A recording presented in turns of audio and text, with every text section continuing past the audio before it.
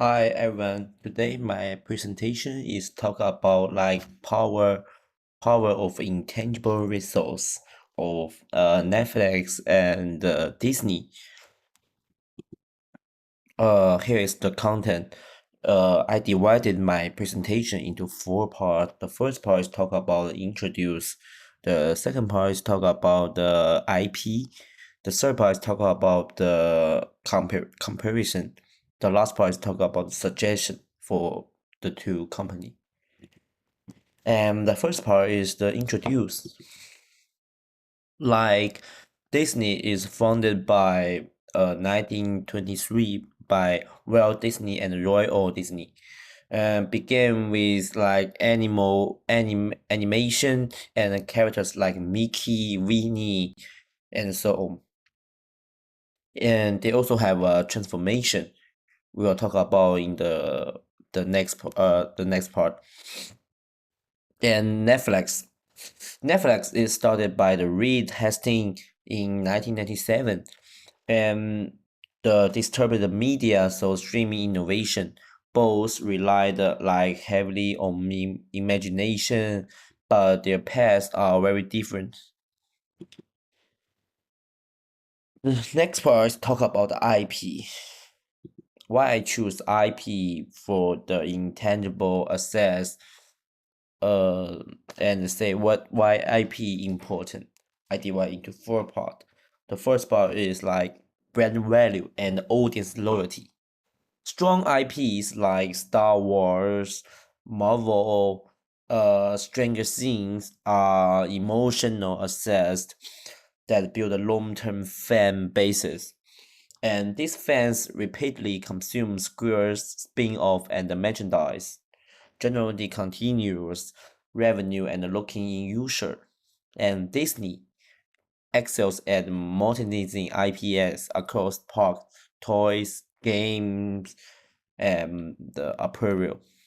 The second part is talk about exclusive content and differentiation.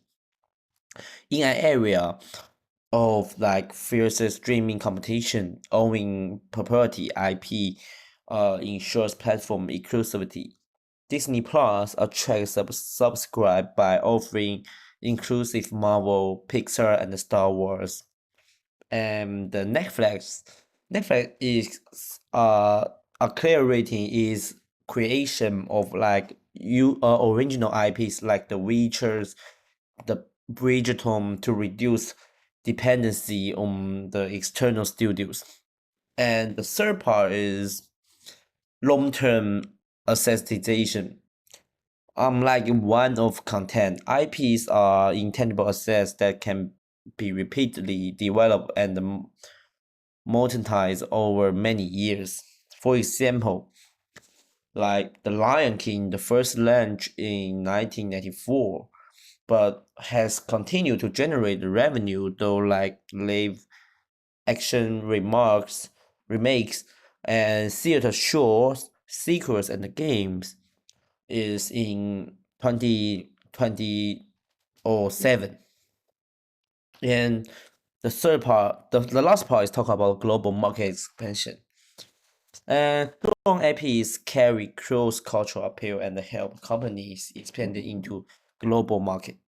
Disney's Frozen succeed across North America, Europe, and Asia, while Netflix create a game unlocked global subscriber growth. IPX both cultural export and commercial mode.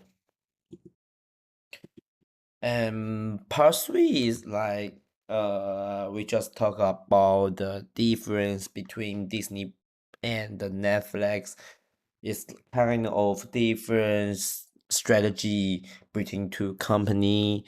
We can see that in the Excel, like Disney's strategy use is kind of integrate IP across the park, across theme parks like Disney Park, like merchandise film and Disney Plus into close loop ecosystem. But Netflix is just kind of focused on the original IP. It's encouraged like the key license shows. And how about the strengths and risks for Disney? The strength is just talk about it can generate a long-term revenue, build a brand loyalty and the customer loyalty and the power fan-driven economies. But risks, they also have a risk here. It's just like Disney have heavy reliance on legacy IP. For example, like Marvel, Lion King, this kind of legacy IP. Without this kind of legacy IP, maybe Disney will have not a good revenue in the market. And Netflix, the strength is talk about is enables rapid global expansion. This kind of original IP can help Netflix to get the data-driven content innovation. They also have a risk in Netflix here. They lack the deep IP with long tail value. Maybe some like original IP, they will attract audience rapidly, but this kind of audience are not long term customer loyalty. They will leave this original IP like for the time, maybe go 2 months or 3 months or half years. They are not customer loyalty. And like Disney's IP empowers the whole industry chain, but face the risk. We also talk about that. The last part is talk about the suggestion. My recommendation is for the Netflix. Netflix should build an IP ecosystem, investing in the live experience and merchandise. This would extend the IP life, create fan communities, and reduce dependency on constant new hits. This is how Netflix can skew future success. For Disney is too reliant on existing IPs. Their lack of innovation and revenues will plummet when the customer for existing IP dissipates.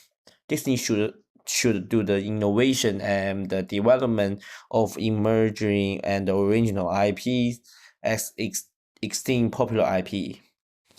Like, for example, revenues from some television sporting events like NBA. I've now also watched NBA in Disney Plus. It's good innovation. It's good translation. That's all. Thank you.